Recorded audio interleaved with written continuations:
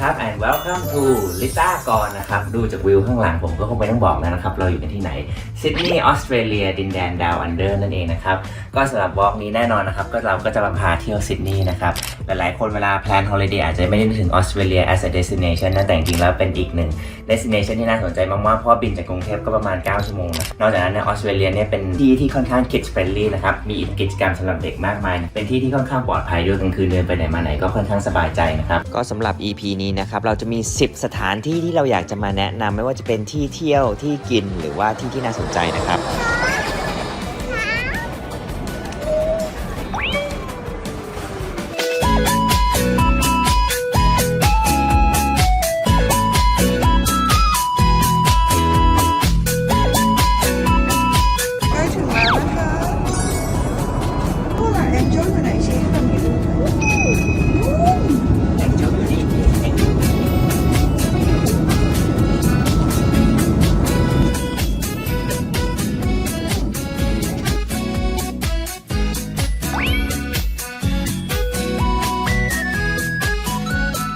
วันนี้ก็เป็นวันเกิดของลิต้าพอดีนะครับผมและกวินก็เลยมีเซอร์ไพรส์เล็กๆให้ในห้องครับ Happy birthday กวินมีดอกไม้ให้มามีด้วยมีเรือด้วย Happy birthday ค่ะ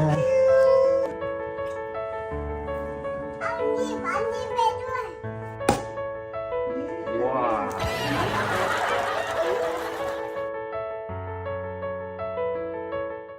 ที่แรกในลิสต์เราเลยนะครับ Royal Botanical Garden นะครับเป็นสวนนะครับที่อยู่กลางใจกลางซิดนีย์เลยเปิดมาตั้งแต่ปี 1816 นะครับหรือประมาณ200 กว่าปีแล้วบนพื้นที่ถึง74เอเคอร์หรือ190ไร่นะครับและที่นี่ก็เปิดบริการทุกวันนะครับใครที่ชอบธรรมชาตินะครับชอบต้นไม้ดอกไม้นานาชนิดนะครับต้องมาดูที่นี่เลยอย่าพลาดครับที่สำคัญนะครับที่สวนแห่งนี้จะได้เห็นวิวสวยๆของ Sydney Harbour กับ Opera House ด้วยครับจะมีต้นไม้ใหญ่ๆมากมายนะนี่น่าจะอายุหลายร้อยปีมากนะต้นใหญ่มากเลยส่วนเจ้านกขาวดำตัวนี้นะครับก็จะเห็นเยอะมากเพราะเป็นนกพื้นเมืองของเขานั่นเองนะครับชื่อ Australian White Ibis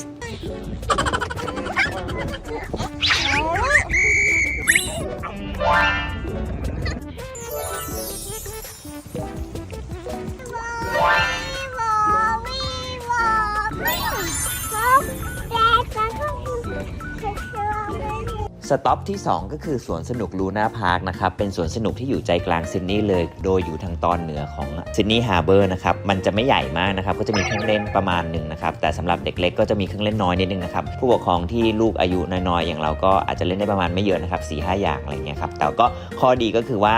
มันไม่ได้ใหญ่มากเราสามารถสเปนแค่ 1-2 ชั่วโมงแล้วเราก็ไปทำกิจกรรมอื่นๆต่อได้ครับ next stop ในลิสต์ของเราก็คือ Darling Harbour นะครับเป็นถนนที่อยู่ริมน้ำเป็นถนนคนเดินนั่นเองนะครับก็จะมีร้านอาหารนะครับมีผับมีบาร์มีร้านไอติมเต็มไปหมดนะครับวันนี้เรามาเดินเล่นกันตอนเย็นๆตอนพระอาทิตย์ตกนะครับก็สวยเป็นบรรยากาศดีไปอีกแบบครับอร่อยไหมครับอร่อยต้องทำหน้าตะพุดทำหน้าตะพุดโชว์หน่อยทำหน้าตะพุดหน่อยสิหน้าตะพุดเอาสปาเกตตี้นะคะโอเคนะคะ สปาเกตตี้ สปาเกตตี้กินเลยก็ได้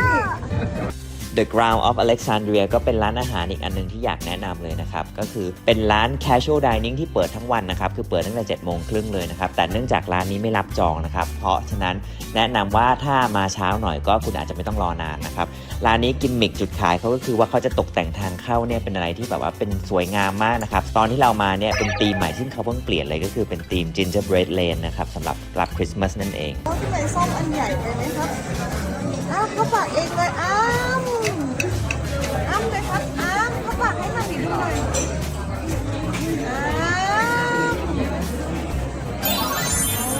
อันดับที่ 5 ในลิสต์ของเราก็คือ Sydney Harbour Cruise นั่นเองนะครับหรือการนั่งเรือในอ่าวซิดนีย์เพื่อชมสถานที่สำคัญต่างๆไม่ว่าจะเป็น Opera House หรือ Harbour Bridge นะครับซึ่งจริงๆแล้วโปรแกรมเขามีเยอะมากนะครับมีเรือใหญ่ที่สามารถไปเป็นกรุ๊ปมีเรือที่เป็น Dinner Cruise ก็มีหรือไปดู Sunset Cruise นะครับแต่ที่เราเลือกนี่ก็คือว่าเป็นprivate เรือลำเล็กนะครับเพราะว่าเราก็ไม่อยากให้ลูกอยู่ในอ่าวนานนะครับเพราะว่ากลัวลูกจะเมาเรืออันนี้ก็เป็นช็อตประมาณ1ชั่วโมงเท่านั้นเองจริงๆมีหลายโปรแกรมมากสามารถเข้าไปเลือกดูได้เลยครับ อีกจุดหนึ่งที่เราพากวินมาในครั้งนี้นะครับก็คือ Centennial Park ก็เป็นสวนสาธารณะที่อยู่ใจกลางซิดนีย์เหมือนกันนะครับแต่ที่เรามาที่สวนนี้เพราะว่าเราจะมาดูสิ่งนี้ครับ Flying Fox หรือค้างคาวนะครับเป็นค้างคาวหนึ่งในพันธุ์ที่มีขนาดตัวใหญ่ที่สุดในพันธุ์ค้างคาวทั้งหมดนะครับแล้วก็เขาเป็นค้างคาวเรียกว่า Fruit Bat ก็แล้วกันนะครับเป็นค้างคาวที่ทานผลไม้เพราะฉะนั้นคือไม่เป็นอันตรายต่อเด็กๆนะครับพามาดูได้แล้วก็บอกกวินว่าวันนี้เราจะพาเขามาดูแบทแมนครับ ใช่ แบทแมนไหนแบทแมนขอดูแบทแมนอีกทีแบทแมนทำยังไงนะ ปิดหน้าก่อนแล้วก็ออกมา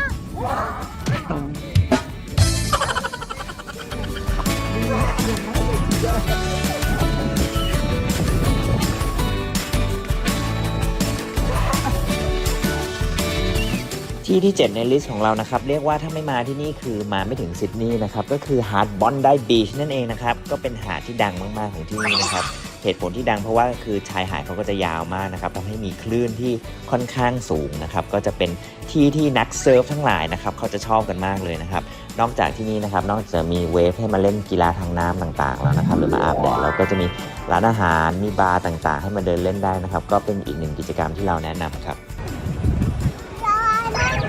is falling down falling down falling down London Beach is falling down my fat lady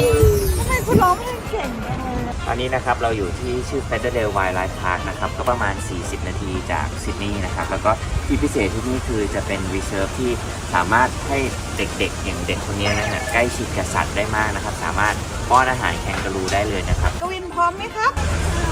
พร้อมไหมครับกวินจะให้อาหารตัวอะไรบ้าง คือได้ยิน แล้วตัวอะไรอีกครับ ให้อาหารตัวเองด้วยป่ะ นะครับชื่อว่าคุคาบาร่านะครับเป็นนกที่มีเฉพาะที่ทวีปออสเตรเลียนะฮะเขาสามารถหัวเราะได้ใช่ไหมเขาหัวเราะได้นะฮะนี่อันนี้ส่วนอันนี้คือ laughing กวินไหนกวินหัวเราะสิและนี่นะฮะก็คือตัววอมแบทนะฮะเป็นสัตว์ที่มีที่เฉพาะทวีปนี้เหมือนกันนะเป็นสัตว์ที่มีกระเป๋าหน้าท้องคล้ายจิงโจ้นะครับดูเลยครับน่ารักมากเลยเหมือนหนูยักษ์ผสมหมูเนาะอันนี้คือวอลลาบี้จิงโจ้ตัวจิ๋วนะฮะจิงโจ้ตัวเล็กนะครับ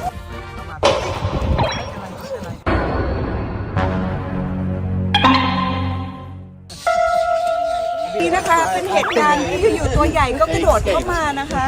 เราเลยต้องออกจากตรงนี้ไปก่อนนะคะ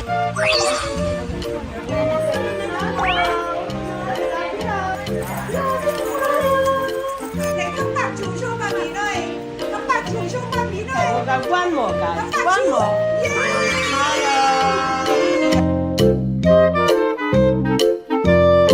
แซสซี่โคล่ามากเนี่ยดูท่านอนสบายใจเชียว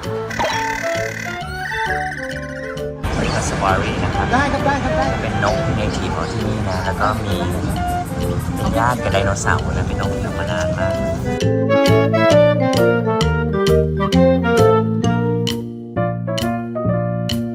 อันที่ 9 ในลิสต์ของเรานะครับก็คือร้านอันเฝอนั่นเองนะครับเป็นร้านเฝอเวียดนามนะครับก็จะบอกว่าใครที่สนใจจะมาเปลี่ยนรสชาติถ้าเบื่ออาหารฝรั่งแล้วอยากจะมาทานอาหารเอเชียนก็ขอแนะนำร้านนี้นะครับเป็นเฝอเนื้อน้ำซุปดีมากๆนะครับใครที่ไม่ทานเนื้อเขาก็มีออปชั่นอื่นให้เลือกให้นะครับแต่บอกวันนี้นึงว่าร้านนี้นะครับเมนูมีแต่ภาษาเวียดนามนะครับอาจจะต้องเดากันนิดนึงนะครับแล้วก็รับแค่เงินสดเท่านั้นส่วนใครที่แพลนที่จะไปผมขอแนะนำให้แวะหลังจากที่ไปสวนสัตว์เฟเธอร์เดลนะครับเพราะว่าจริงๆเฟเธอร์เดลมันจะไกลนิดนึงจากในเมืองประมาณ40 นาทีนะครับแต่ว่าถ้าขากลับจากเฟเธอร์เดลเข้าเมืองเนี่ยมันก็จะผ่านร้านเฝอนี้พอดีซึ่งมันก็จะไม่ไกลมากนะครับปิดลิสต์อันดับที่ 10 ด้วยร้านอาหารที่เราประทับใจกันมากๆเลยนะครับก็คือร้านนี้เลยนะครับบาร์ตอตตี้นะครับเป็นร้านอาหารที่เรียกได้ว่าเป็น casual dining แต่อร่อยจริงๆนะครับและถ้าใครจะมาตามรอยเรา2คนนะครับแนะนำเลยว่าต้องสั่งนะครับอันดับแรกคือขนมปังกลมๆที่เห็นในรูปนี้นะครับเป็นซิกเนเจอร์ของเขาเลยนะครับแอนโชวีนะครับดีมากนะครับยังไงต้องสั่งนะครับพาร์มาแฮมดีมากครับควรสั่งอย่างยิ่งครับแล้วก็มะเขือเทศนะครับ4อย่างนี้ยังไงถ้ามาร้านนี้เราต้องลองจริงๆครับคือเป็นเรียกว่าทุกอย่างรสชาติกลมกล่อมมากนะครับก็แนะนำสุดๆครับสำหรับร้านนี้นะครับบาร์ตอตตี้ครับ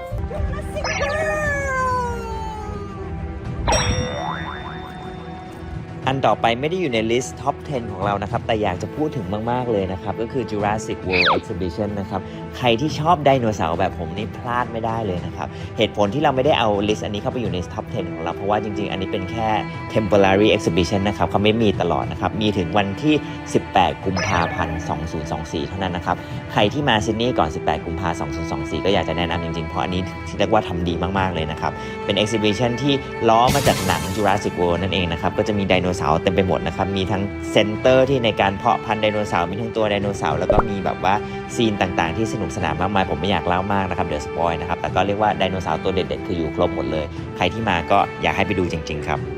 เป็นนะฮะนิ่งทั้งเหลวนะฮะ จับอืดไดโนเสาร์เหรอ ไม่จับ อ๋อ ไม่ตั้งใจเลยดูท่าโอเวอร์แอคติ้งมากเขาตกใจในการแสดงของเราเลยเมื่อกี้ มีเด็กตัวเล็กไม่ยอมเข้าไปนะคะบอกว่ากลัวไดโนเสาร์ก็เป็นกลัวไดโนเสาร์เหรอคะกลัวไหมคะทำไมถึงกลัวมันไม่ใช่ตัวจริงนะคะ สวัสดีครับ วันนี้จะเป็นดอกไม้วิวอาหารครับดูบุ๊ดสบายก็ดีมีสบายก็ดีมีดูบุ๊ดมีไก่มีข้าว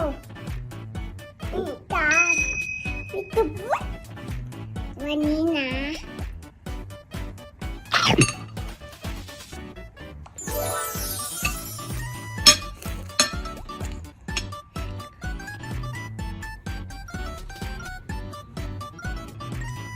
มีสกูตเตอร์นะ มีไฟถือคู่นะ วันนี้ดุ่มนะก็มีโค้กปลาจ้า สำหรับ EP หน้านะครับเราก็ยังอยู่กันที่ออสเตรเลียนะครับแต่เราจะย้ายเมืองไปเมืองโกลด์โคสต์นะครับและไม่อยากให้พลาดจริงๆเพราะว่า EP หน้าพิเศษสุดๆเพราะว่าผมจะพาน้องกวินนะครับไปย้อนรอยนะครับพี่พัดพี่พิมพ์นะครับกับสถานที่ท่องเที่ยวโรงแรมร้านอาหารที่คุณย่าหรือคุณแม่ของผมเคยพาพัดพิมพ์ไปเที่ยวไว้ก่อนหน้านี้นะครับเราก็จะพากวินมาย้อนรอยทุกจุดทั้งหมดเลยนะครับเป็นยังไงอย่าลืมติดตามกันครับเจอกันครับ